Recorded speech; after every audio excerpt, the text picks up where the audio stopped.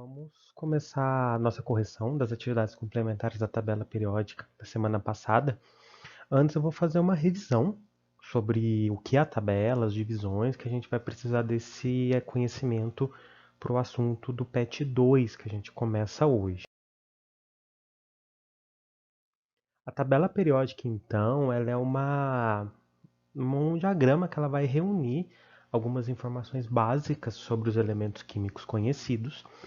E todas elas vão ter principalmente três informações: o símbolo químico, essas letras, cada símbolo representa um elemento químico, o número atômico dele, que é o número de uma das partículas que o átomo tem dentro dele, que é o que a gente chama de próton, e a massa, o número de massa desse átomo, o peso dele, vamos dizer assim, mas o correto é massa a gente falar.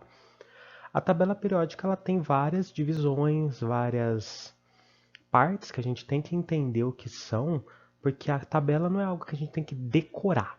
Cada elemento, número, nome, símbolo. Não. A gente tem que saber entender essa representação. A tabela é um material de consulta.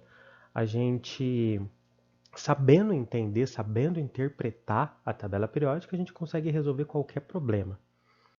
A tabela, gente, primeiramente ela é dividida em famílias. Famílias são cada uma dessas colunas verticais que a tabela periódica é dividida. São 18, que vai da família 1, aqui, que começa com hidrogênio, família 2, 3, 4, 5, 6, 7, 8, 9, 10, 11, 12, 13, 14, 15, 16, 17, 18.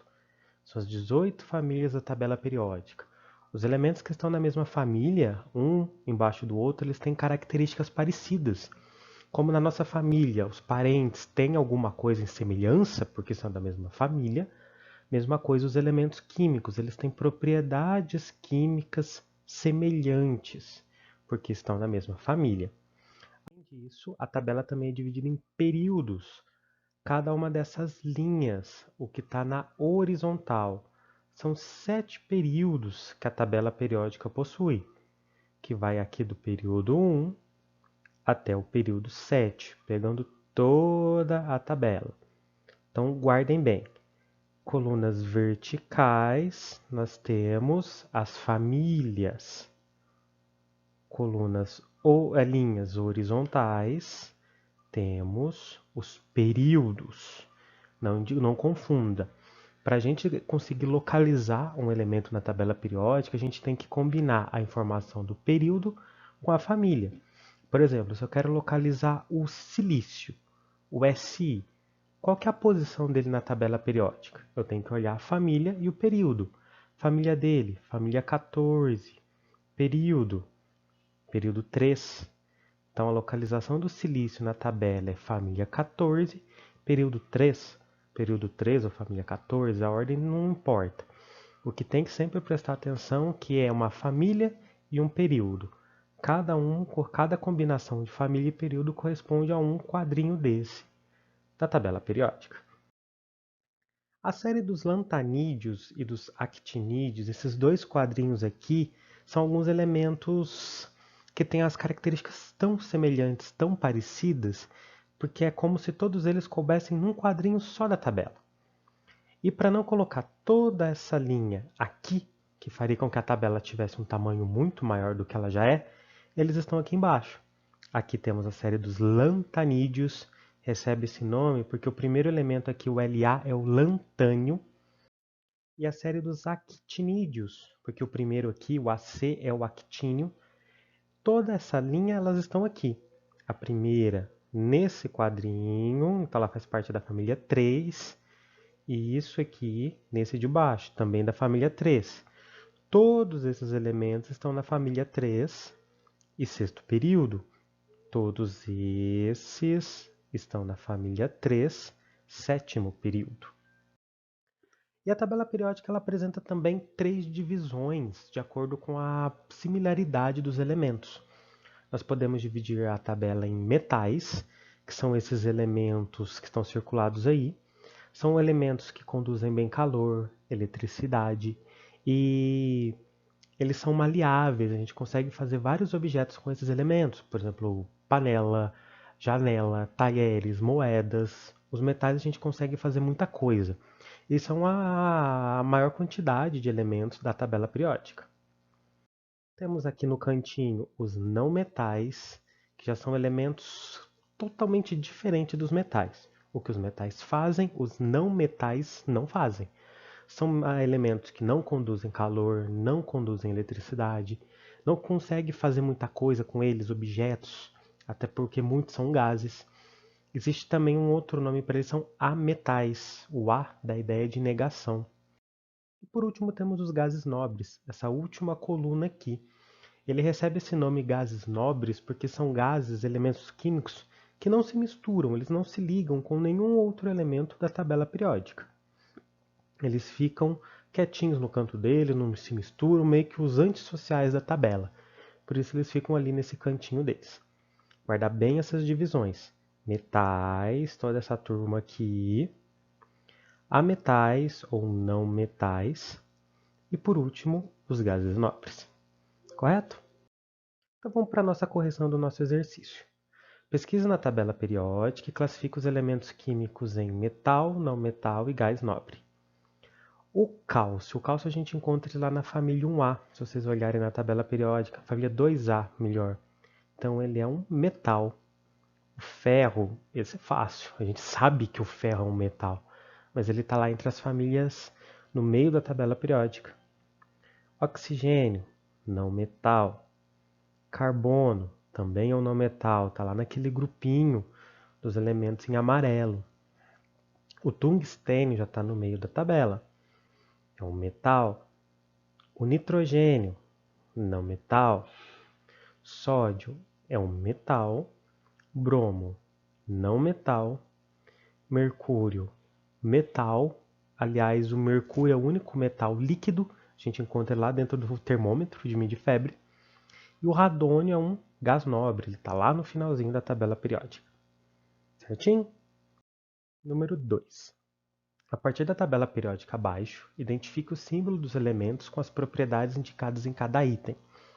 Vocês tinham que analisar esta tabela e utilizar os elementos que estão representados aqui para responder a questão. Vou colocar ela de novo aqui para a gente acompanhar. Um elemento metal alcalino. Os metais alcalinos, como vocês viram no material que eu mandei no grupo, é a família 1. Essa família aqui. Qual é o elemento representado aqui? O K, o potássio.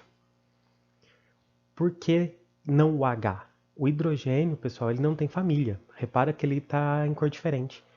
Ele está ali em cima da família 1, mas para manter o formato, mas ele não tem família, ele é bem excluído de tudo na tabela. Letra B. Um gás nobre. Lembra, gás nobre é a coluna 18. O único representado aqui é o Kr, o criptônio. C. Um metal alcalino terroso. Metais, tudo isso de verde. Família dos alcalinos terrosos é a família 2. Quem está representado aqui é o Ca, cálcio. Um lantanídeo, vamos lembrar, série dos lantanídeos, essa primeira linha que fica aqui embaixo. Toda ela. Quem está representado aqui é o Ce, o sério. Dois metais de transição. Metais de transição são esses metais que estão aqui bem no meio da tabela. Eles têm características específicas que permitiram que eles ficassem aqui, chamassem de transição. Eles podem variar uma ou outra característica de acordo com que eles estão se ligando, principalmente carga elétrica, algo assim. Dois representados, o Cr, o cromo, tem algumas tabelas que trazem o nome de crômio, e o Au, o ouro. F, um halogênio. A família dos halogênios é a família da coluna 17. Quem está representado aqui é o cloro.